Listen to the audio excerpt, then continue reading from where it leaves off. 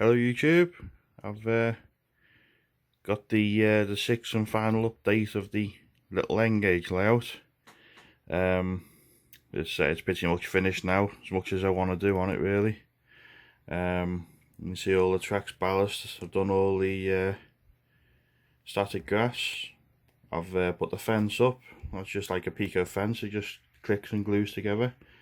I've added some trees right to the back there, hides the tunnel mouth a bit. Doing the pond scene or little lake. I've got the like a footpath going around it, so it's like a little public footpath. Done some long grass at the side there, some water iris in places. You can see the yellow and the purple. I've also used this little horse riding figure set that I got from Carnforth Models. Thought that makes a nice little scene. I've done this little pier top thing, so a fisherman can sit on it. So I thought that'd be a nice little addition if we got one of them.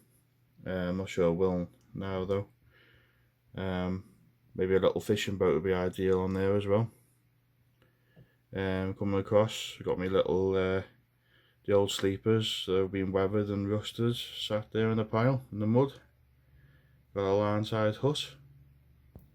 The level crossing gates are all glued down now, and I've painted the lights on them.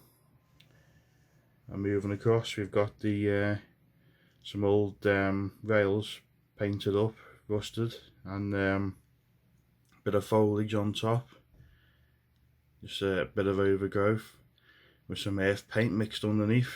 The other side, tunnel mouth, same again. We've got a mixture of ballast, different scatter materials, and a bit of earth scatter.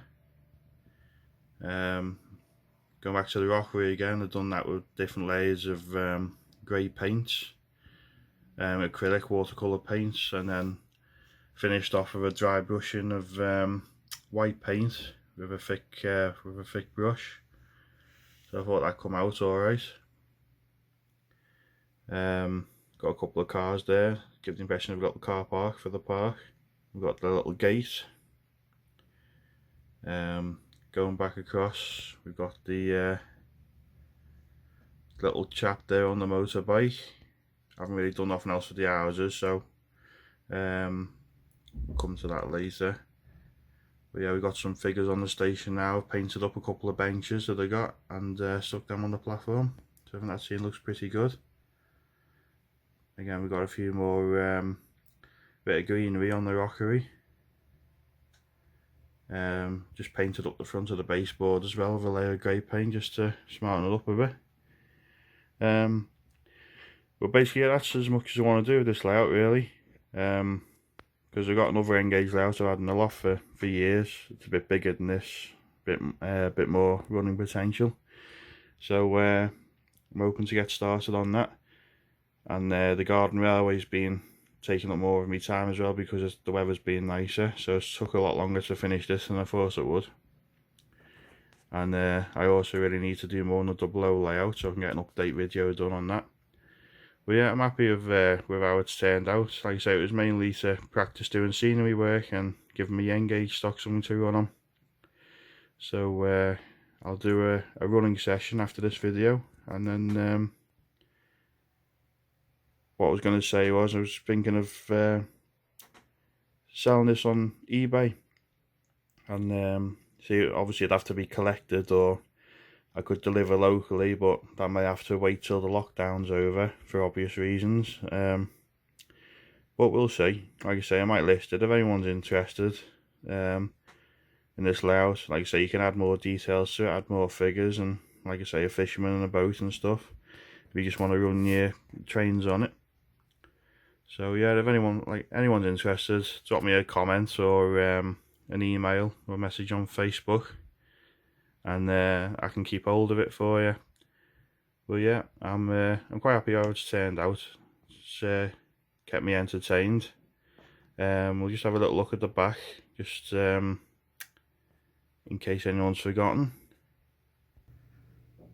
Right, so the back's basically a small loop side and fiddle yard. so that would fit small DMUs in. Same with the top level.